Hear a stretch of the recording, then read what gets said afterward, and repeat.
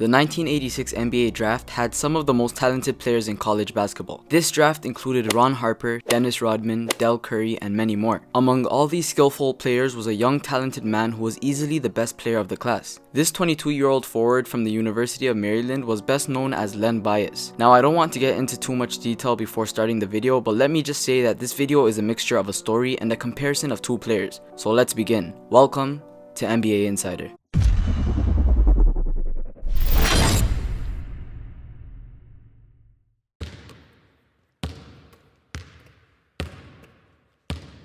Len Bias was the second overall pick in the 1986 NBA draft. He was one of the greatest players of all time coming into the draft. He was built perfectly, standing at 6'8" and weighing 210 pounds. To top it off, he had tremendous basketball skills. This guy was on his way to stardom. He was considered by many to be the most elite forward to ever come out of college. He could score, rebound, and pass extremely well. Coach K of the Duke Blue Devils said that the two best players in the history of the ACC were Michael Jordan and Len Bias. At the time, Boston Celtics general manager Red Arbich wanted Len Bias to play for him. He had been after Bias since his sophomore year in Maryland, so following the Celtics' third championship, Bias was immediately drafted. For the young man coming from Maryland, this was a dream come true. This was also a big pick for the Boston Celtics, considering Bias would have given the Celtics room to rest their big three, specifically Larry Bird, who had constant back problems. This would also have allowed them to have a few healthier seasons while potentially building a stronger overall team. Everything seemed to be going in Len's favor. The dream team, the dream job, what could go wrong? Unfortunately, the dream quickly turned into a nightmare.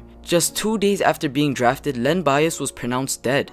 He was 22. Less than 48 hours after being drafted, Len said he was going out to celebrate his success with his former college friends. The following morning at 6:57 a.m., he was found on the floor of his room without a t-shirt and with no signs of movement. At first, his friends and teammates assumed that he was having a seizure. Paramedics were called and they came into the room in an attempt to revive him. Eventually, they had to take him to Leland Memorial Hospital. Just like that, he went from celebrating being picked number 2 in the NBA draft to being found unconscious and hoping he'd still be alive. News reporters, family, and friends were starting to show up at the hospital. Everyone started crying. At first, it went from Len Bias died to Len Bias died from a cocaine overdose. The entire basketball world was devastated. What happened? Nothing was making sense. Many couldn't comprehend his death. Even Larry Bird, Len's soon-to-be teammate, commented on his death, describing it as the cruelest thing I've ever heard.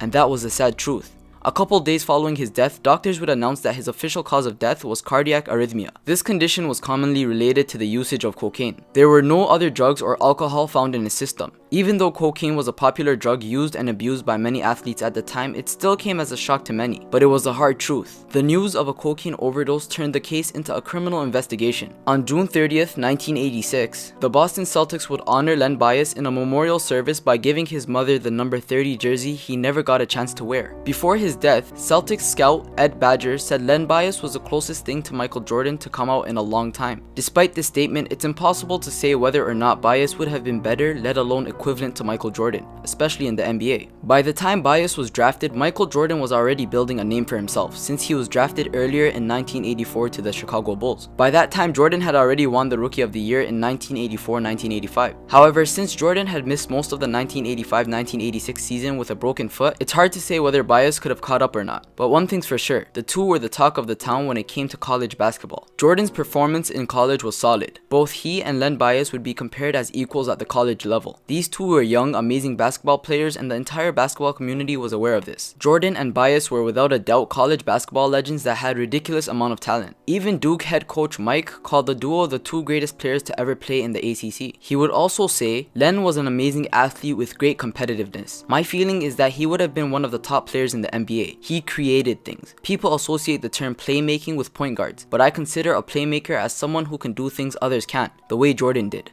Bias was like that. He could invent ways to score and there was nothing you could do about it. No matter how you defended him, he could make a play. However, Len was unbelievably strong, had unique athleticism, and had a jumper that Jordan had yet to show. Bias was one of the nation's most gifted athletes and his high-flying dunks made him a highlight reel. During his 4 seasons at Maryland, Len Bias averaged 16.4 points, 5.7 rebounds, and had a 53.6% shooting percentage. Michael Jordan, on the other hand, averaged 17.7 points, 5 rebounds, and had a 54% shooting percentage advantage during his 3 years at North Carolina. However, over the years, many people would claim that it was his jumper that separated Len Bias from Michael Jordan, and could have potentially made him a better player than Jordan in the NBA. But at the same time, Michael Jordan was a little further advanced because of his ability to get the rebound, push the ball, and facilitate the game from the playmaker position. Michael had the ability to be an effective scorer without anyone's help. Many years after his death, many NBA fans and analysts alike still claim that Bias was more ready for the NBA than Jordan was at the time. He was a 2-time ACC Player of the Year and earned All-American honors in 1984 and 1985. Len Bias was a couple of inches taller than Jordan and had a bit more of a dominant presence on the court. However, some of these comparisons would be exposed in their first college game against one another. On January 12, 1984, Michael Jordan and the North Carolina Tar Heels came face to face with Len Bias and the Maryland Terrapins. Sure, the Tar Heels would beat the Terrapins 74-62, but on a one-on-one level, it was actually Len Bias who held the advantage over Michael Jordan that game. Jordan scored a solid 21 points while Bias scored 24. Bias was dominating on both offense and defense. He seemed to have been stronger than Jordan in a few ways, such as rebounding and steals. He was tall and had long arms that did not hesitate to take anything from you. He performed like a madman when he played Jordan, and to this day, the game is one of the most memorable games in college basketball. Overall, when it came to raw statistics, it seems Len Bias and Michael Jordan were somewhat identical. However, Len Bias was more dominant. According to many fans at the time, other than MJ and Dominique Wilkins, nobody in the 80s attacked the basket like a young Len Bias. To many, if Len Bias had lived long enough to touch an NBA court, he would have been Jordan's kryptonite. If Len had a chance to play with the Celtics, he would have had a chance to play along with talents such as Kevin McHale, Robert Parrish, and of course Larry Bird. Had Bias been around when the Celtics made the finals and lost in 6 games to the Lakers, it's possible he could have made a change of events. He was actually that good. Some even go as far as to say that Bias would have stopped Jordan from going to the NBA finals a couple of times. Unfortunately, we'll never know. With so much talent in these two individuals, it is very sad that they were not able to play each other in the NBA. Could you guys imagine how it would have been to see these two go head to head? It would have been like a young Kobe and LeBron going head to head. To this day, basketball fans all over the world wonder what would have happened if Bias had not died on that fateful day. Would he have been one of the greatest NBA players to ever put on a Celtics jersey? Would he have broken NBA records? And most importantly, would he have been better than Michael Jordan?